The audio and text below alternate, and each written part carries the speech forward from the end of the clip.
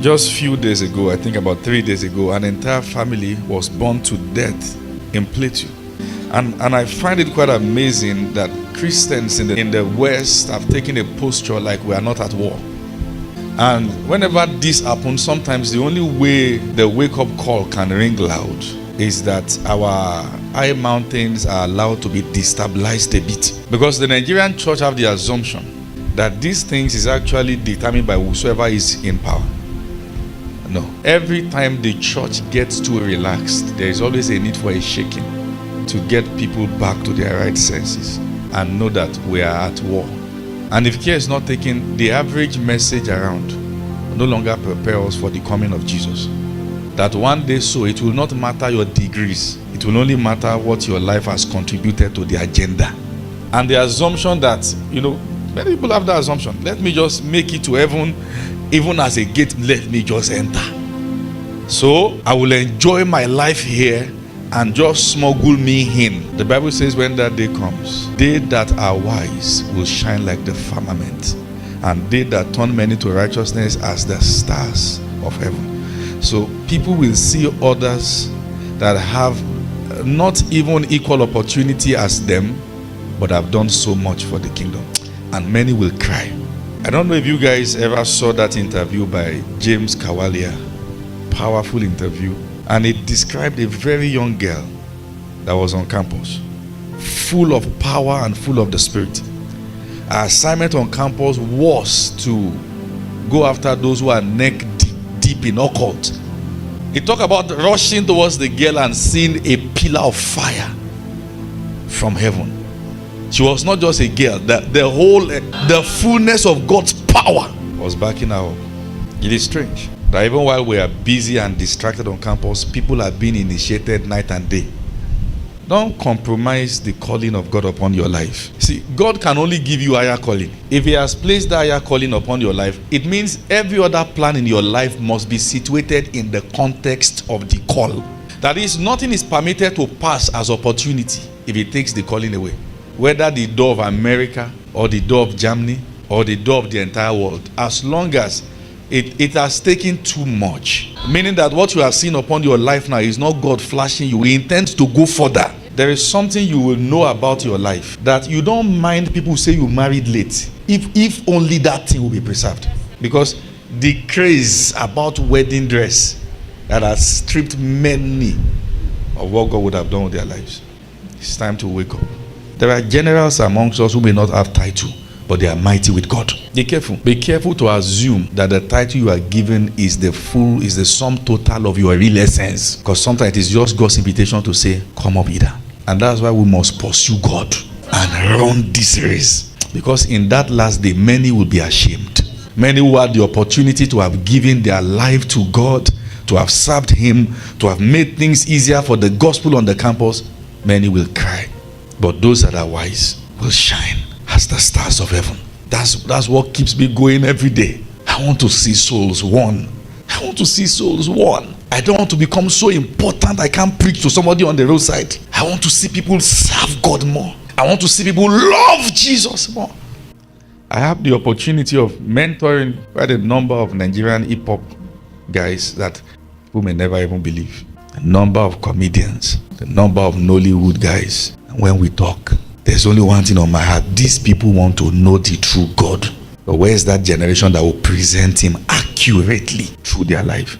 Have you heard the story of Jay-Z that said the only Christian he ever knew was his uncle? And that uncle took advantage of his sister. Will be sleeping with her. And the guy was a priest. And he said, if this is the last thing that will ever happen to me is to go after that life of being a Christian. So the Bible said when you lead people to get to that point, it is better that a stone was even hanged around your neck than to allow somebody born in hell because of the life you lived.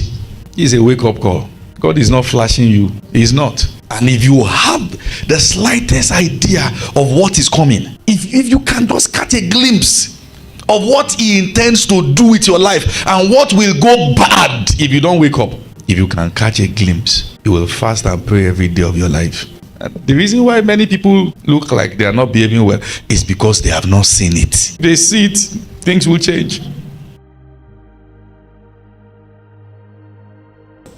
When Saul encountered him on his way to Damascus, it was a light that shone around him. And the Bible said he fell from his horse and heard a voice, Saul, Saul, why persecutest thou me? And he asked, who art thou? He said, I'm Jesus, the Christ, whom you persecutest. And the next question Saul will ask, oh Lord, what will you have me do? Because when he comes with his own order or program for your life. You can't plan it enough like he will. When you encounter him, he brings his own protocol. This is your plan, and this is his own new order. And that his order is ordained unto glorification. It's time for there to be an exchange. Even if you are so smart, you can only plan now. You can't plan the next 1 minute. It is beyond you. But times are in his hands. Times are in his hands. And there are people that will emerge as a product of this meeting. People will marvel. What did God do to you? The things people are trying to break from, one sight from him with the eyes of fire that is burning can eradicate the appetite of sin. One look, one gaze from Jesus himself. When he shows up with fire burning his eyes, it is to judge iniquity. And when he looks at you with that eyes burning with fire, iniquity dies. Yes, you look for the same appetite, you are confused. Where did he go? You wonder, where is the strength of prayer? Why can't I stop praying? I'm saying this thing can be imparted. I'm saying this thing can be what? It can be given.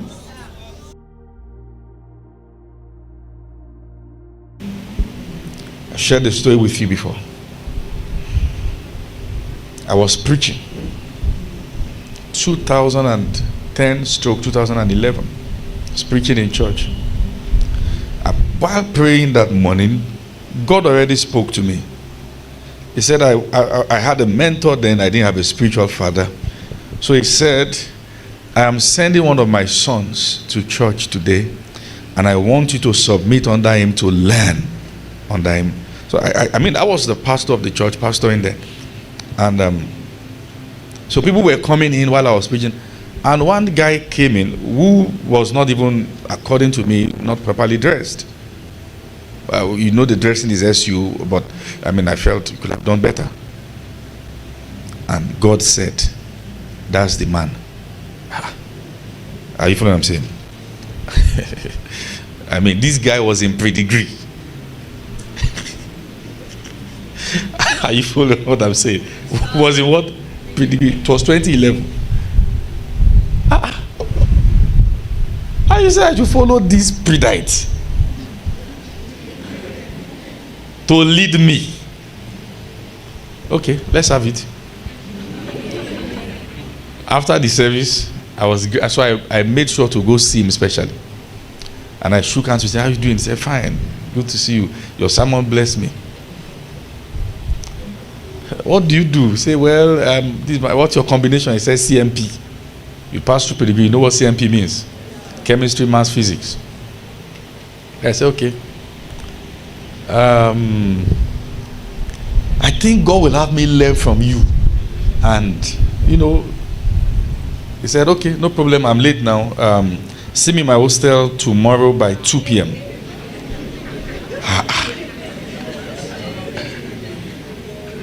You were not too much alone. If not, do you understand? I thought as a man, if not for God, at least give me my honor.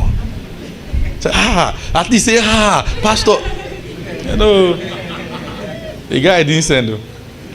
So I went to the hostel, I met him, he was on short knicker, and even the round neck was straight. I was like, he was addressing some boys, and I came in, he did not even acknowledge, Pastor, you are welcome. He just kept talking. Then he was distributing people to go and preach. You go and preach here, you go and preach there. And look at me and say, hey, Pastor Femi, you are welcome. So you and Brobola, you go to so and so. I will go there. Really? He said, make sure you win every soul you see on the road. Make sure if you see a child, win the soul of the child. And he said, I will be here praying for all of you. Wow. First lesson. So we went for the evangelism. I was bending down the road talking to children. They would have arrested me as a kidnapper.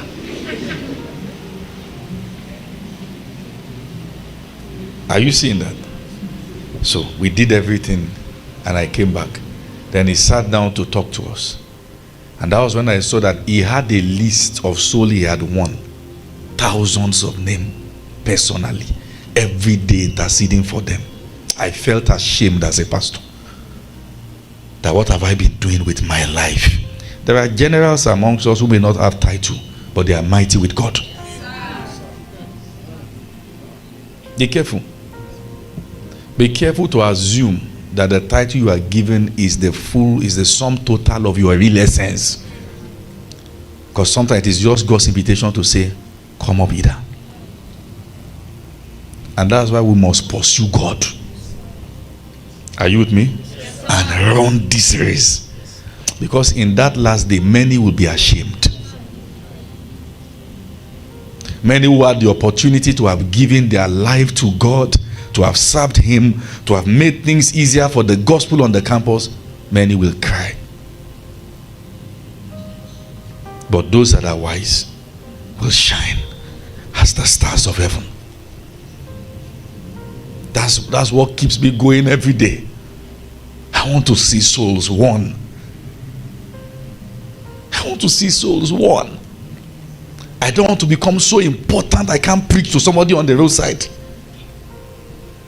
I want to see people serve God more. I want to see people love Jesus more.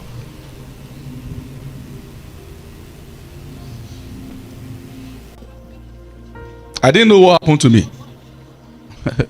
2010, 2011, I didn't know where I encountered what. I just couldn't stop fasting. Just couldn't stop praying. Just couldn't stop seeking. Many of you are due for an encounter. The way you think, the way you make conclusions, the anxiety of your heart is a sign you don't have any information beyond what is on earth. You are due for an encounter. You are due. You are due. You are due for a touch.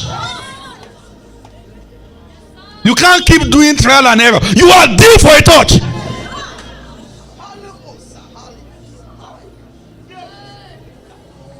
You can't be normal like every other person. The same anxiety ruling the world can't be ruling you. You are due for a gaze. You are due for a gaze from Jesus. He needs to stare down at you. He needs to look down and the ambition dies. You are due for a touch from Him.